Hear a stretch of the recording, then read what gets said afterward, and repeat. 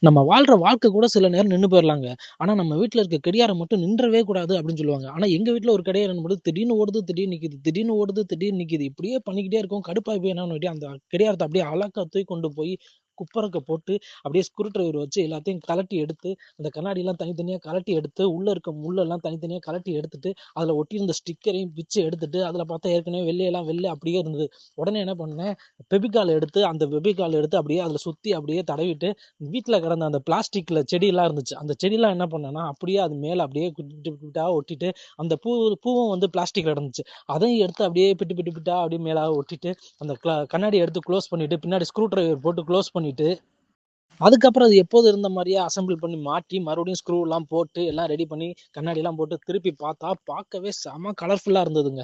ஏன்னா கெடியாரம் தானே ஓடாம நிக்கக்கூடாது. இப்ப இந்த பூவ பார்த்தா இந்த செடிய பார்த்துட்டு ஓடுனாவே நம்ம வாழ்க்கை சூப்பரா அழகா ஓடும்ல. இதுக்கு மேல